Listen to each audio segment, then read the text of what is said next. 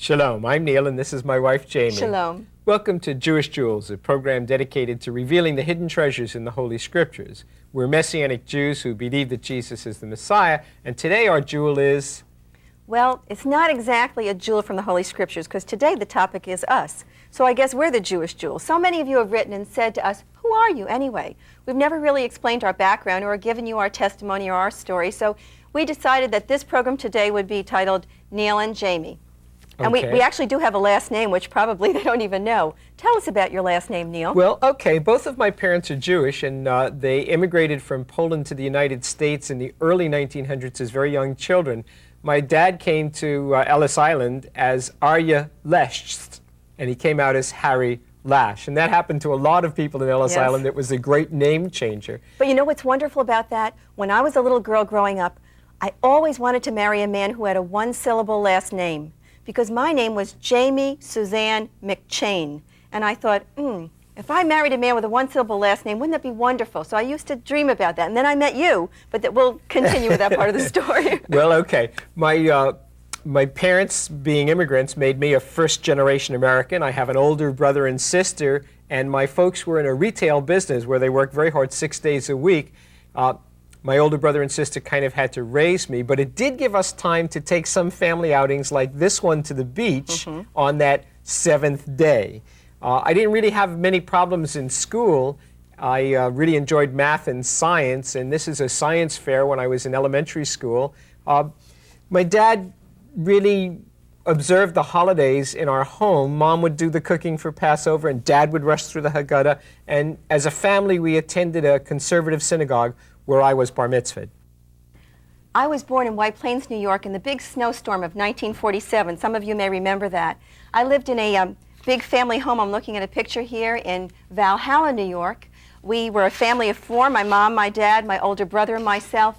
A very loving family, a nominal Methodist family, a very close-knit family, a really outdoors family. Neil, I know I've told you many times that we fished all summer long. Every evening, we fished for, let's see, trout in the summer, bass in the spring. We even went ice fishing in the winter. We made holes in the ice. I would ice skate, and Daddy and my brother would fish. I'd fish too. Here's a picture of my brother and I going fishing with these big fishing poles. And when we weren't fishing, we were hunting. In the winter, there was always a dead deer hanging in our garage. I always thought that was terrible. If there weren't dead deer, there were dead pheasants hanging around. And they had me pose one time with one of these dead deer, which I thought was terrible. I love school. I love school. I always wanted to be a teacher. And I know, Neil, I showed you this picture of me in the first grade. And you remember everybody's name in it. I can't believe it. I know. Every single person in the first grade. I can't even remember which one I was in my picture. And you know, in our family, my mother would tell stories about my grandparents. My mother's father was commissioner of the Salvation Army. And my grandparents were both missionaries. They traveled around the world preaching the gospel. But unfortunately, in our home, I grew up never really knowing Jesus or Yeshua in a personal way. It kind of skipped a generation or whatever. But the Lord was so faithful, of course, and he brought me to that. But even though we weren't a really religious family, we were a loving family. And one of our favorite places to go was the Bronx Zoo. Now, you went to the Bronx Zoo also. We went to the Bronx Zoo also. And you know, if I had met you at the Bronx Zoo when I was a year old, you would have been 12 years old. Isn't that funny? I would not have been the least bit interested in you, Jamie. But now we really enjoy zoos together. Join us as we're at the Biblical Zoo in Jerusalem and see what a good time Neil and I had that day. Some for you, and some for you, and some for you. Look at the big guy. Turn this. One here? Come here. Let the children come. You know, they just lick it, just tickles, right? And you open your hand and they'll feed and they'll eat from you. There we go. Oh, no. Look, he's coming. I think it's supper. Here we go. Give me some more. Here's some more. Henry, take some more. Okay. I went to high school at Valhalla High School where I was captain of the cheerleaders. And you know, Neil, I lived in Westchester County, New York, so I took dancing lessons and went to proms and whatever. Would you believe these are the gloves I wore at the junior prom? Well, you're also part of the DAR. You know, right. That was part of your Westchester experience, That's true. too. But you know what? Look at this. they still fit. Is that amazing? That is amazing. And then you know that I had a crush on my high school Spanish teacher.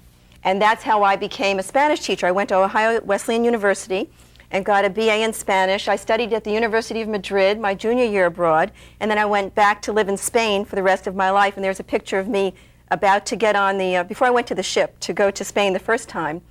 And then I got a master's in early childhood education because you said to me, this was after we were married, aren't you tired of studying Spanish? And I said, You'd taken every course they had to offer 3 times already. yeah. And I said, yes, why don't I do something different like become a kindergarten teacher? And that's when I got a master's in early childhood. I went to Christopher Columbus High School in the Bronx and attended summer camp almost every summer. In this picture, I'm at Camp Watito in Beckett, Massachusetts. I worked as a camper waiter and learned to be a lifeguard and did that for the next 4 years while I went to college. In fact, here's a picture of me that looks as if it were taken 100 million years ago. This is me when I graduated college. And here's another one. The day before I received my ROTC commission, the gentleman in the center of the top row is Colin Powell, who went on to be the Commander-in-Chief of the United States Army, and I went on to be a doctorate in education and a teacher at Broward Community College of Electronics and the Director of Engineering Technology at that school. And that's a mouthful. You have done a lot of things, you know. And then one day on July 25th, 1970, we met at the home of some friends, some Jewish friends of Neil's. In fact, he was your best friend in college. Best friend in college. And I taught their children to swim, so I was their little shiksa friend. You know, that means non-Jew. And 2 hours after Neil met me, he looked at me and he said, I have to tell you something. You're the other half of me. Now, I thought that was an outlandish statement. I mean, I had just met this man, and yet it proved to be true. Within 6 months, we were married. And I had always wanted my bride to come down the stairs. Unfortunately, you lived in a ranch house, so after the wedding, we pulled down the attic steps. Oh, yes, and we have a photo for you. And I had Jamie come down the attic steps to join me as my bride. Notice the dead pheasant hanging by me on the steps. We set up housekeeping in Farmingdale, Long Island, New York. And it was quite an adventure. You went shopping every day, and you loved to try new and exciting recipes. And I remember the time I came home and you had prepared asparagus for the first time. Yes, I remember. Carefully snapped off the asparagus like the recipe said, thrown the tips away, and served me the stalks. They're a little tough, but I loved it. I didn't know Anyway. which part it said snap it off. I didn't know you. But Jamie, you've always been interested in trying new dishes in the kitchen. Now, Jamie has really mastered the kitchen, but she's still interested in new dishes. Join us now as we learn about hummus. Shalom and welcome to my kitchen where Tanta Rose and I are here cooking up a little bit of Israel with our good friend Sonia, who is from what country? Lebanon. And God just gave you the desire of your heart. What was that, Sonia? A Jewish husband. A Jewish husband. Sonia loves the Jewish people, and she's been with us for many years, and we're very fond of her. And she knows about the dish that we're cooking today, Rose, I think, better than you and I. I mean, I didn't grow up with this dish. You didn't grow up with this dish, but Sonia did. Sonia, what's the name of it? Hummus. Hummus, and you make it with? Chickpeas and lots of garlic. Yeah, and what's the other ingredient? Hummus with? Tahini. Tahini. Okay, yes, and we'll talk about that with a minute. Hummus with tahini is what it's called. Okay, not only do they eat hummus in Lebanon, but I read in a book that you know that hummus is one of the national dishes, if not the national dish of Israel. Oh, yes. When I've gone to a restaurant in Israel, every single restaurant, you can be sure it's there, and it's like peanut butter and jelly or hamburgers in this country, but healthier. Yes. Rose, what's the main ingredient? Tell us what Well, it is. it is the chickpeas or garbanzo. Okay, in South America they say garbanzos. Well, yeah, by me they say chickpeas. And you know, there's no fat in that, and it's high in protein, and it's very, very healthy. High in fiber. Right. Okay. And the sauce, the hummus, is completely beautiful because it's sesame seed. Well, this is tahini. Tahini, yeah. You know what? I Mm-hmm. I didn't know what it was, and the first time I opened the can, and I smelled it, I said, "Oh, halva!" Yeah, Right. Yeah. In Like fact, that we candy. mix this with honey too to make a sweet dip. Oh, do you? It's good. Okay, well, Oh, this is nice. healthy, and the Yeah, chickpeas it's are good. healthy. You can't go wrong. I wanted to ask Sonia something. Did your mother use the canned chickpeas, or did she sometimes use the dried? She uses the canned. I know in Lebanon they use the dried, but my mom, just makes it the She's quick modern. way. She's American now, yes. But you would right. have to soak these dry, if they were the dried You would chickpeas, soak them overnight That's right. with baking soda That's right. to eliminate the That's musical quality. That's right. Right, okay.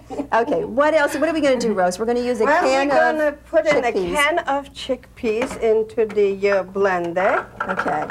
and then we're going to mix them. You know, you have to smooth it out. It's going to be like a paste. Right, it Okay. has to be a paste. Tell our friends what you do. This is fascinating with the salt and garlic. I never saw this before. In Europe, we don't have garlic presses. Uh-huh. So what you do is you take the garlic and the amount of salt what you need for the recipe, and you take a fork and you just squash it down, and you see it's a paste.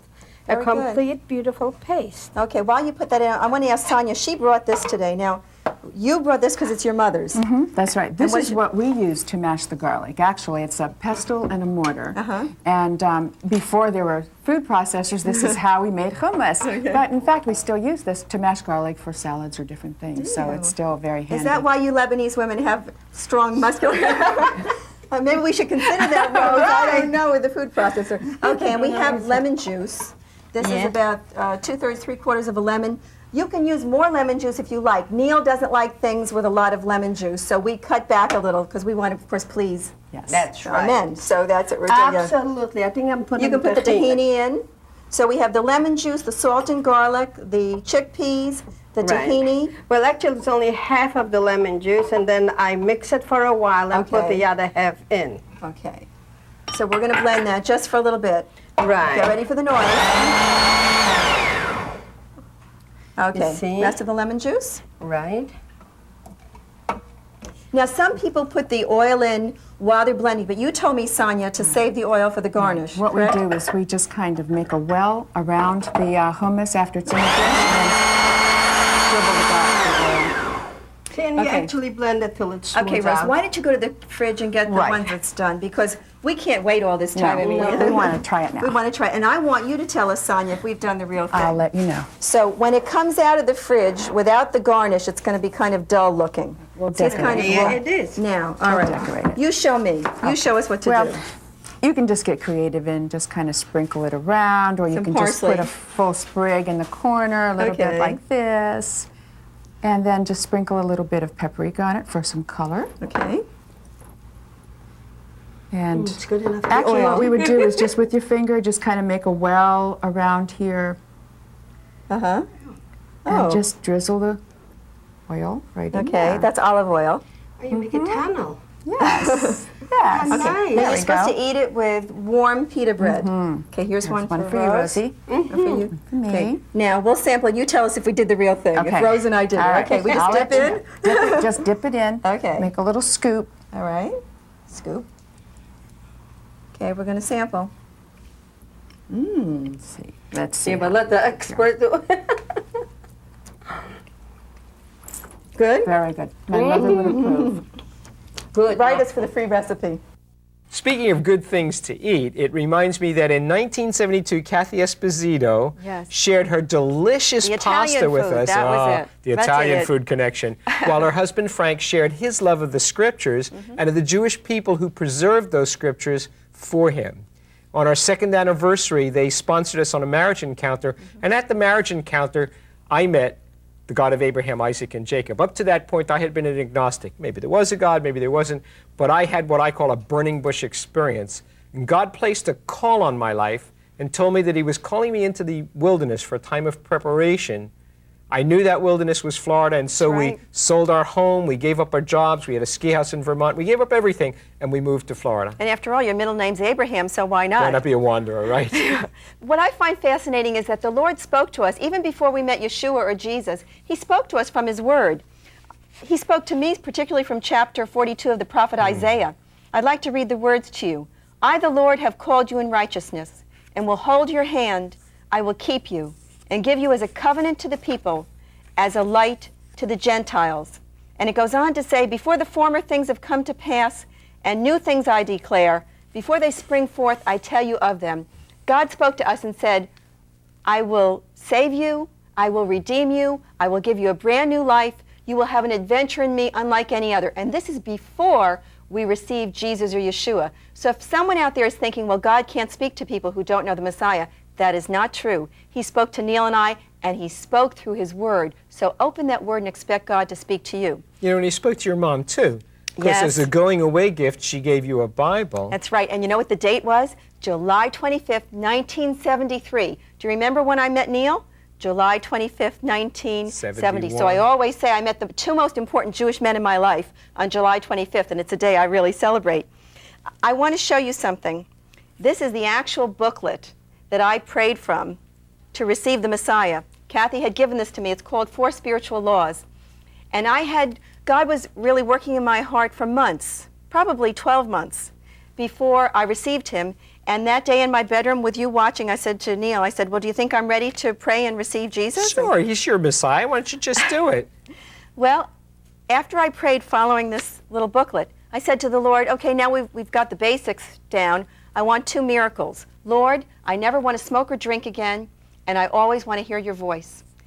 I started to cry right there in the bedroom. No, I mean, Neil was there watching. It wasn't a religious service. It was me and God. And you know what? He answered my 2 prayers, and I thank him so much for that. Amen. Jamie, you know, one of the first things that happened to us when we got to Florida is that you wanted to be baptized in the ocean, and I didn't have any idea of how to do that. So I happened to see an article in the newspaper one Sunday afternoon, and there were these people running through the ocean waves with these big smiles on their face. I said, Jamie, this looks like the place. So off we went to that service that night, and the minister up front started singing, and everybody in the place sang, but I cried.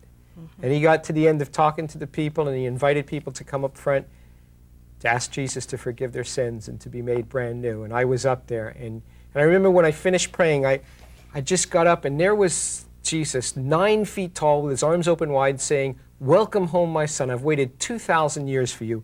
Welcome home, my son. Of course, that was in the days when we didn't even know he was Yeshua. Yeah? You were Jewish, but you have become so much more Jewish since you've met the Lord that it's amazing. And we first saw him as the Good Shepherd. John chapter 10 says, this is Yeshua speaking, I am the Good Shepherd, and I know my sheep, and am known by my own. My sheep hear my voice, and I know them, and they follow me. And in the years that we've known the Lord, we've been very interested in this aspect of God being a shepherd. So while we were in Jerusalem, we found out there was a place called Tantur that had an actual replica of a sheepfold, and we were very interested to go see it. Here we have a typical sheepfold of biblical times. A rock wall enclosed around where the sheep would be protected and safe at night, covered with thorn bushes to keep the foxes out. It would keep the foxes out because they would scratch their soft underbellies as they tried to jump over. So it was a place of protection for the sheep at night. And also there would be a stone manger where there would be water for the sheep to partake. But then as the sheep would come in, the shepherd would sit down and sleep right in the gate of the sheepfold. Jesus says in John 10, truly, truly, I say to you, he that does not enter the sheepfold by the door, but climbs in another way, that man is a thief and a robber. To him the gatekeeper opens. The sheep hear his voice, and he calls his own sheep by name. Jesus said again to them, truly, truly, I say to you, I am the door of the sheep. I am the door. If anyone enters by me, he will be saved and will go in and find pasture. I am the good shepherd. So you can see that the shepherd took very good care of all of his sheep. He counted them as they came in. He protected them during the night, and then he would lead them out to the green pastures to eat during the day. Jesus is still the Good Shepherd, and he's still concerned about the lost sheep of the house of Israel. Jamie, you remember in July of 1976, I had the most intense encounter I've ever had with God. I went to an early morning prayer meeting, and I got down on my knees, and I began to sob and sob and sob with the most intense grief I had ever known. And what's going on? And I felt God speak into my spirit and say, this is how I feel about the lost sheep of the house of Israel. What do you want me to do about it? I want you to start a Messianic synagogue. And that was the beginning of the congregation in Fort Lauderdale, Temple Aaron Kodesh. You know, some people don't know what a Messianic synagogue is. Messianic is from the word Messiah, and that, of course, is Yeshua Hamashiach, who is the Jewish Messiah. And to me, being brought up as a little Methodist girl, this was all new to me. I didn't know from Jewish anything. So you took me to my first synagogue to just see what a Jewish temple was like. Right? And then from then, we started the temple, and then God moved us into a big house on the ocean. And for 11 years, we lived with, what do we have, over 65 over people. 60 people, right? Live with us. And it was during that time when we lived on the beach that God really showed me as a non-Jew his heart for Israel And he made me like Ruth. Now I only know the Jewish holidays. And we live as a Jew. We live a Jewish lifestyle. And I call Jesus Yeshua.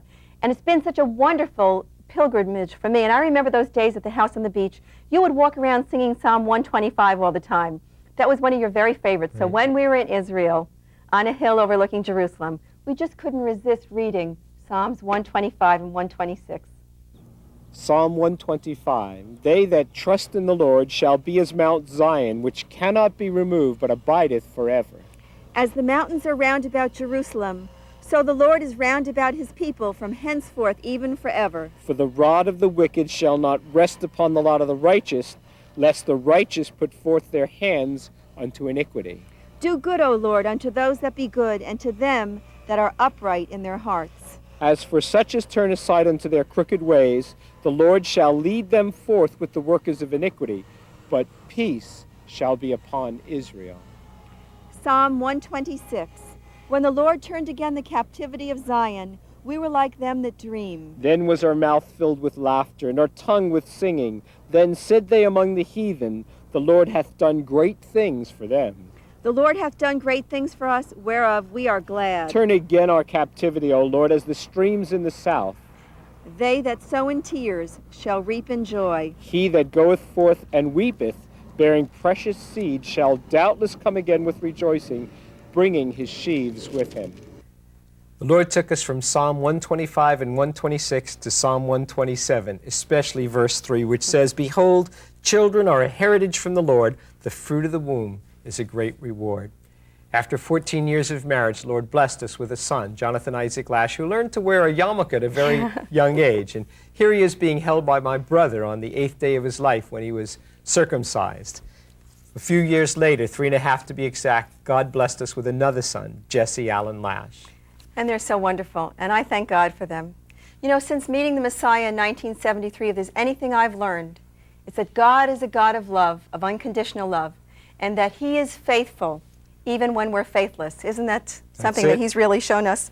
And you know, I've also learned that God never sleeps. I love that in the Psalms. It says, he that keeps Israel neither slumbers nor sleeps. Hine lo yanum velo yishan.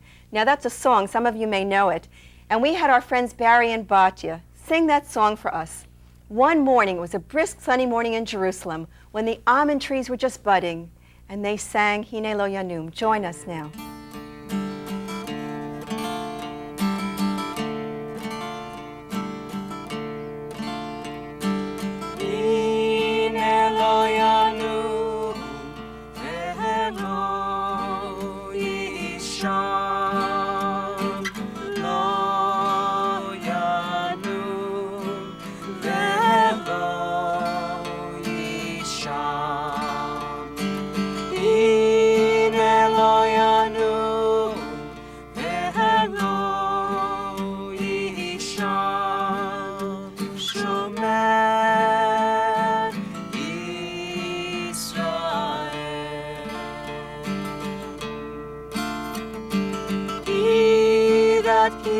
Israel, neither slumbers nor sleeps, slumbers nor sleeps, neither slumbers nor sleeps.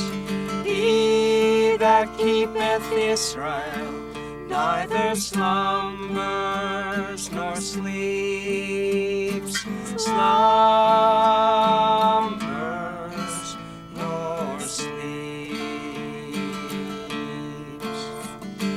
Hine lo yanum velo yishan, lo yanum velo yishan. Hine lo yanum velo yishan, shomer Israel. Beautiful, Batya and Barry. You know, they sang that song in a military cemetery on Mount Herzl. Cemeteries were always very difficult places for me. I didn't even like to walk by them. And I had a strange feeling during most of my childhood that I was going to die before my 26th birthday. Do you know 5 months before I turned 26, I received Yeshua Hamashiach as my Messiah? And in a sense, I did die. He gave me a brand new life. Old things passed away. All things became new. And Colossians 3:3 became so real to me. For you are dead, and your life is hid with the Messiah in God. The fear of death I once had went away. I'll send you one of the little books I prayed from if you'd like to have the same relationship I have. Write me. Well, Jamie, I guess that brings us back to everything that's happened since then. Yeah, and there have that's a been lot. volumes and volumes. In 1980, we began a weekly television series. 1983, I left my college teaching position, and we became a full-time faith ministry. And what does faith mean? Faith means that we're not supported by any big organization or any church or even any Messianic synagogue, but we're supported by individual people who appreciate their Jewish roots and who love the Jewish people and think that what we're doing needs to be done and needs to be said. And finally, in April of 1995, we moved into our own storefront with office space, and we were picketed by the Jewish community. They said we were trying to snatch souls, but really our objective has always been to get Jewish people to read the Holy Scriptures. Will you open your Bible and see what God has to say about himself?